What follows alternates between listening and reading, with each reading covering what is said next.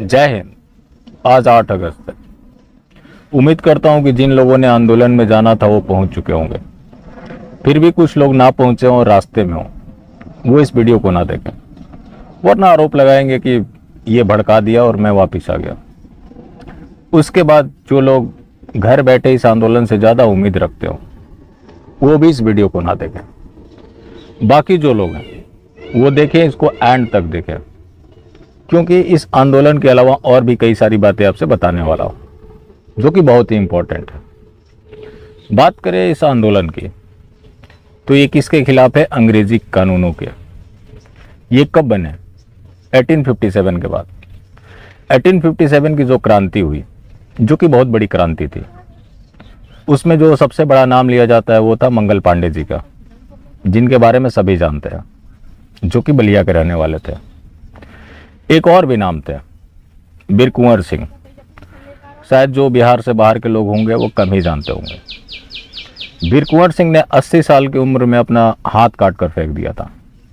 हुआ यूँ था कि वो नदी को पार कर रहे थे और अंग्रेजी अधिकारी ने उनके हाथ में गोली मार दिया। उनके भाई अमर सिंह ने कहा कि चलो डॉक्टर के पास इसका इलाज कराते हैं। तो उन्होंने कहा कि नहीं, ये नापाक है, मैं इसको अपने शरीर में कैसे रख सकता हूँ। उन्होंने तलवार से अपना हाथ काटकर गंगा जी में प्रवाहित कर दिया। उसी बीर कुंवर सिंह ने अंग्रेजी हुकूमत में आज जो आप कर्फ्यू बताते हैं, ये कर्फ्यू उस समय हमेशा होता था। 4 लोग एक साथ इकट्ठे नहीं होते थे। उस दौर में भी 25,000 लोगों को इकट्ठा किया। उनके बारे में एक फेमस कविता है, 80 साल की उम्र में वो जान जोश पुराना था, सब कहते हैं बीर कुंवर सिंह बड़ा वीर मर्दाना था। उस 1857 से जुड़ी और भी बातें हैं, अगर आप जानना चाहते होंगे तो कमेंट कर बताइएगा, उसके बारे में ज़रूर बताएंगे। उससे अंग्रेज इतना डर गए जिसकी वजह से उन्होंने इतने सारे एक्ट बना दिए ताकि जो भी इंडियंस थे इसमें उलझ कर रह जाए। वही हुआ भी, जैसे आईपीसी हुआ, इंडियन एविडेंस एक्ट हुआ, पुलिस एक्ट हुआ, रिलीजियस एंडोनमेंट एक्ट हुआ, ये सब तो खैर हुआ ही हुआ। उसके बाद लोगों को डिवाइड करने के लिए 1881 में कास्ट बेस्ड सेंसस शुरू हुआ, जिसमें क्लासिफिकेशन कर दिया गया। उसके बाद 1885 कांग्रेस का गठन भी उसी का परिणाम था। अब जब भी कांग्रेसी से पूछेंगे तो बताते हैं कि कांग्रेसियों की वजह से देश आज़ाद हुआ, जबकि कांग्रेस का गठन देश को गुमराह करने के लिए किया गया था। वो कांग्रेसी दिन में जो आंदोलनकारी थे उनके साथ मीटिंग करते थे और रात में अंग्रेज़ों के साथ मीटिंग करते थे। मतलब जो इनकी प्लानिंग होती थी वो सब कुछ जाके अंग्रेज़ों तक पहुंचाते थे। तो एक तरह से एक खुफिया थी जो आज पार्टी है, जो कि ख़त्म के कगार पे है, जिसके बारे में अब उतना चर्चा करना मतलब रह नहीं जाता। उस कांग्रेस के पहले अध्यक्ष WC बनर्जी तो हुए, लेकिन उसके फाउंडर थे एओ ह्यूम। ये जो सिलसिला है वो लगातार चलता रहा। जब देश सो कॉल्ड आज़ाद हुआ तब भी उन चीज़ों को रोका नहीं गया, उन चीज़ों को और बढ़ाया गया, जो कि सरकारों से कोई फ़र्क नहीं पड़ा। सत्ताएं ज़रूर बदली लेकिन व्यवस्था में कोई फ़र्क नहीं आया। जो पुरानी नीतियाँ थी, जो अंग्रेज़ों की नीतियाँ थी, उसको आगे बढ़ाया गया। अब आते हैं आज के आंदोलन पे। मैंने पिछली वीडियो में उसके ऊपर कुछ वैलिड सवाल उठाए थे, जिसको लेकर कुछ लोगों को समस्या हो गई थी। समस्या क्यों उनको हो रही थी? क्योंकि वो सच नहीं सुनना चाहते। आपका लड़का बायो की पढ़ाई कर रहा है, उसके बाद आप बता रहे हो कि मेरा लड़का इंजीनियर बनेगा, तो फिर मैं कैसे मान लूँ?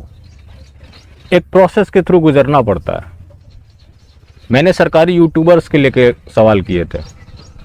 आज भी मैं बोलता हूँ कि अश्वनी उपाध्याय से मेरे को कोई समस्या नहीं है, वो एक देशभक्त व्यक्ति है, लेकिन भारतीय जनता पार्टी में ही रहकर भारतीय जनता पार्टी का विरोध। और ये जो सरकारी यूट्यूबर्स हैं, इन लोगों ने बंगाल में जो हिंसा हुई उसके खिलाफ आवाज़ इन लोगों ने उठाया। इनका यूट्यूब चैनल अपना प्लेटफॉर्म है।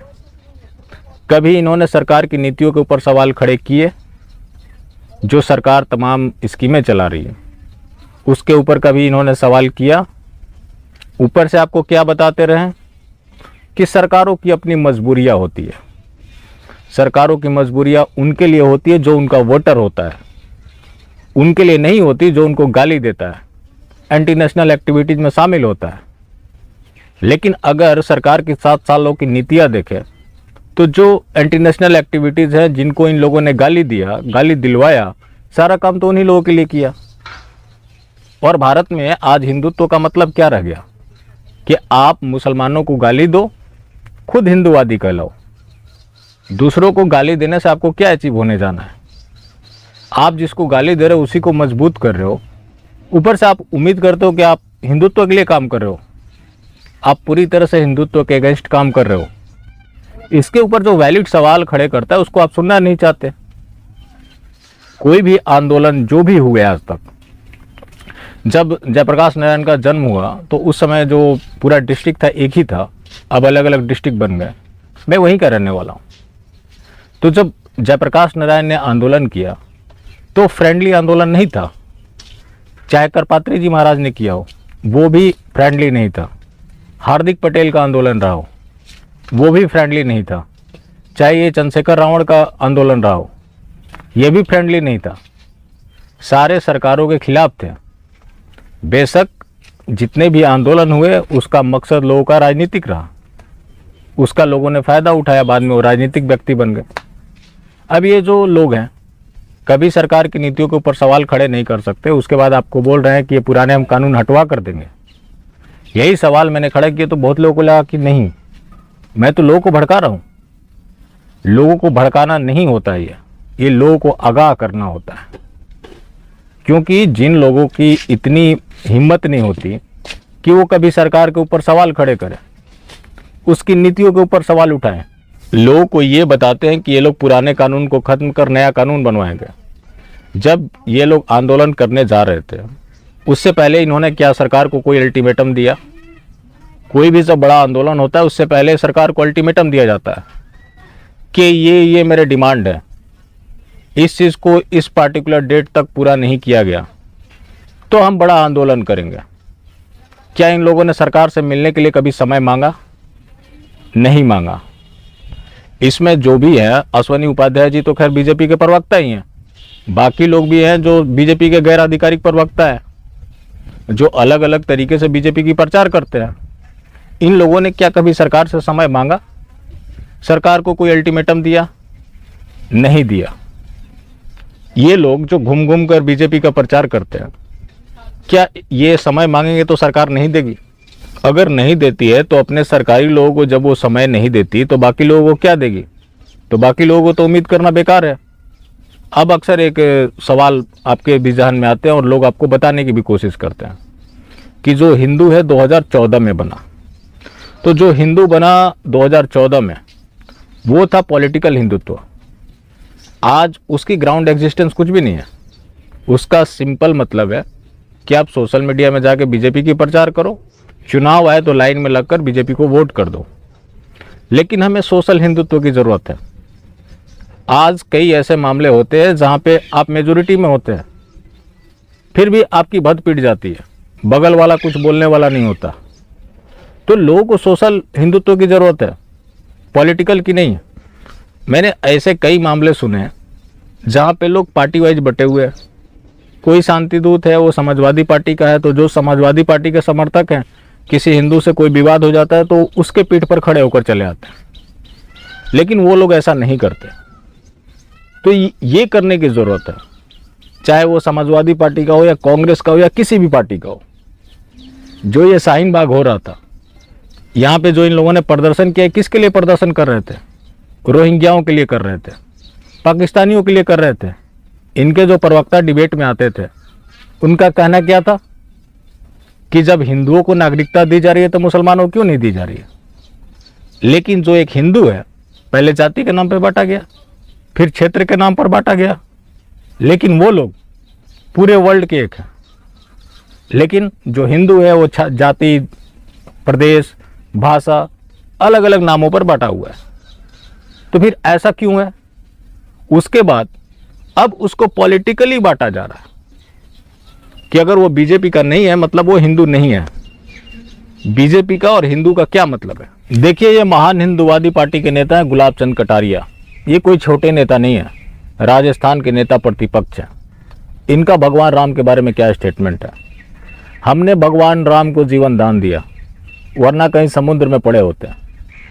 मतलब ये लोग भगवान राम से भी खुद को बड़े मानने लगे हैं। और ये चीज़ है क्योंकि लोगों ने इनको बना कर दे दिया है कि ये लोग खुद को ऐसा मानने लगे कि ये भगवान राम से भी ऊपर है, क्योंकि इन लोगों ने लोगों के जो माइंड को उसको स्पॉइल कर दिया है। आज उसी का परिणाम है कि आप कोई न्यूज़ की कटिंग हो या फिर जो न्यूज़ चल रहा हो उसके बारे में भी आप बात करेंगे तो लोग बताएंगे कि ये फेक न्यूज़ है, ये मोदी के खिलाफ षड्यंत्र है। लेकिन जो मोदी कर रहा है वो षड्यंत्र नहीं है। इनकी इतनी हिम्मत नहीं होती कि ये सोशल मीडिया में भी मोदी के ऊपर सवाल कर सके, लेकिन आपसे ज़रूर सवाल करेंगे, आपको ज़रूर कांग्रेसी बताएंगे। तो हमें कुछ भी बनना पसंद है, लेकिन मास्टर स्ट्रोकवादी नहीं, क्योंकि मास्टर स्ट्रोकवादी ही कल के जिहादी है। रही बात इस आंदोलन की, तो मैं फिर से बता रहा हूँ कि अश्वनी जी एक अच्छे व्यक्ति हैं और इस चीज़ से आप एक चीज़ सीख ले सकते हैं कि चलो कहीं से कोई शुरुआत तो हुई, लेकिन अगर आप इससे ये उम्मीद करते हैं कि इससे कोई बड़ा बदलाव आने जा रहा है तो ऐसा नहीं होगा, क्योंकि आंदोलन फ्रेंडली नहीं हुआ करते। आंदोलन हमेशा सरकारों के खिलाफ होते हैं, सरकारों के खिलाफ मुखर होकर करने से होते हैं। ऐसा नहीं होता कि आप हमेशा सरकार की प्रचार प्रसार करेंगे, जो कि अब भी जारी है। आज भी अगर वो शाम को लाइव आएंगे तो वो सरकार की ही तारीफ करेंगे, अगले दिन भी वो आएंगे तो सरकार की ही तारीफ करेंगे। आप सरकार की तारीफ कर रहे हो, दूसरी तरफ उसके विरोध का नाटक कर रहे हो, तो ऐसा नहीं होता। हाँ, उसमें कुछ लोग अच्छे हैं, जैसे सुशील पंडित जी, कमाल का उनका व्यक्तित्व है। संजय दीक्षित जी, वो सरकार के ऊपर सवाल खड़े कर सकते हैं, लेकिन और लोगों से मैं उम्मीद नहीं करता। और लोग बीजेपी के प्रचारक हैं और प्रचारक अपने मालिक के खिलाफ कुछ नहीं बोल पाते, जैसा कि मैंने पहले बोला था और आज भी बोल रहा हूँ। बाकी फिर मिलते हैं। जय हिंद।